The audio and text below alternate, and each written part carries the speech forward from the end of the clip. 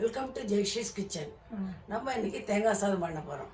தேங்காய் சாதம் எப்படி பண்ணுறோன்னு பார்க்கலாமா? வாங்க எல்லோரும். நம்ம தேங்காய் சாதத்துக்கு வைக்க போகிறோம். ஃபஸ்ட்டு ஒரு கடாய் அடுப்பு ஒத்து வச்சு கடாயை போட்டு ரீஃபைண்டாலும் தேங்காய் எண்ணெய் இதில் ஊற்றிட்டு எண்ணெய் காயட்டும். கடுகு எல்லாம் வெடிக்கட்டும். கடுகு வெடிச்சுட்டு வரமிளகா போட்டுட்டு அதுலேயே 2 பச்சை மிளகாயும் கீழே போட்டுக்கணும். காரம் எவ்வளோ வருமோ அவ்வளோ வெடிச்சுட்டு உளுத்தம் பருப்பு இதோட சேர்ந்து கொஞ்சம் கடலை பருப்பு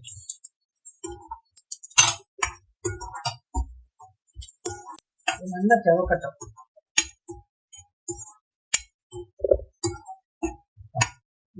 கொஞ்சம் நிலக்கடலை வறுத்ததும் போடலாம், பச்சையும் போடலாம், வறுத்தது நல்லா செவந்தாச்சு. இதை எடுத்து ஒரு பாத்திரத்தில் வச்சு அப்புறம் தேங்காய் போட்டுக்கணும்.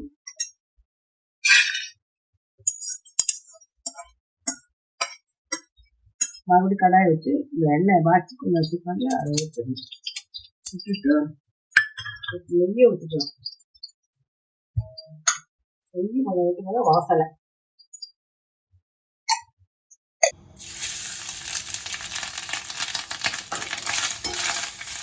நல்ல செவக்காக வறுக்கணும்.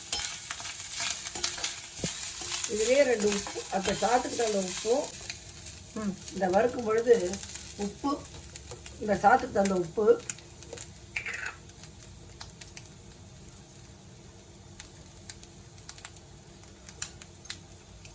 போட்டு கொஞ்சோண்டு சர்க்கரையும் போட்டுடணும். போட்டு பெருங்காயப்பொடி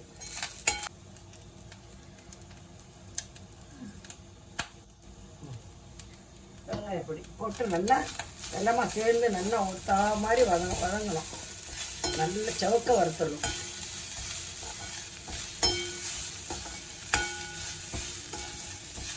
கொஞ்சம் சிம்மில் வச்சுன்னு வறுத்துட்டா கொஞ்சம் நல்லா வறுபடும். சீக்கிரமாக இல்லாமல் கொஞ்சம் மெதுவாக வறுக்கலாம். இதிலே 2 கருவேப்பிலையும் போட்டுருங்க.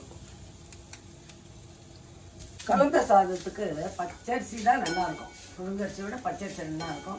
பச்சரிசியை இப்போ நான் இதுக்கு அரைழாக்கு அரிசியை சாதமாக வடித்து உதிரியாக வடித்து இதை வச்சுருக்கேன்.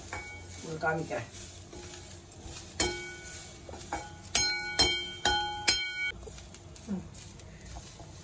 இதில் கருவேப்பிலையே நல்லா பிச்சு பொடியாக அதை அப்படி இது பண்ணி போட்டால் தான் நல்ல வாசனை வரும். அதில் சும்மா அப்படியே போடக்கூடாது. இப்படி செவக்க இன்னும் கொஞ்சம் வறுத்தால் தான் சாதம் கொஞ்சம் நாள், இது ரொம்ப நாள் ஒரு 6 hours 8 hours கெட்டு போகாது. இல்லைன்னா அப்படியே ஊசி போன மாதிரி ஆகிடும். அதனால தான் தேங்காய் நல்லா செவக்க வறுக்கணும். நல்லா செவந்துடுத்தா இது போகும். எப்படி இருக்கு பற்றில இந்த அடுப்பு அணைச்சிக்குவோம்.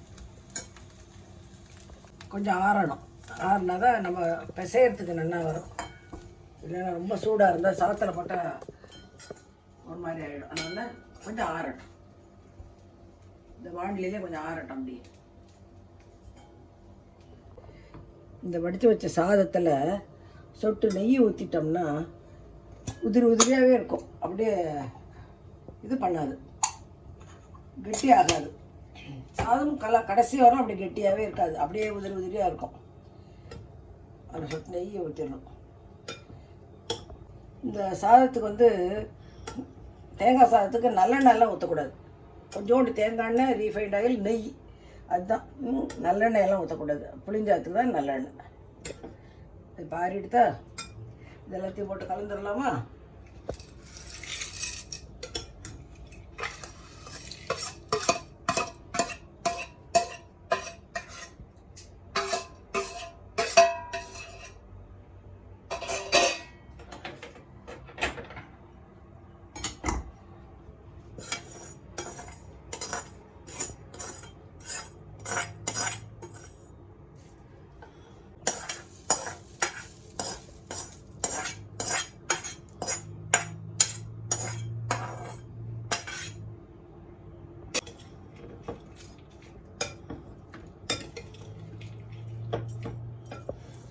இதுக்கு வேணும்னா நீங்கள் முந்திரி பருப்பு கூட போட்டுக்கலாம் வறுத்து.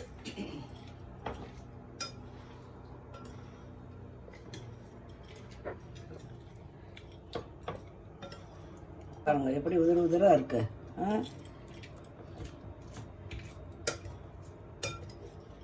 சூப்பராக இருக்கா? தேங்காய் சாதம் ரெடி. தேங்காய் சாதத்துக்கு அவியல் அல்லது உருளைக்கிழங்கு கறி, காரக்கறி நல்லாவே இருக்கும், சூப்பராக இருக்கும்.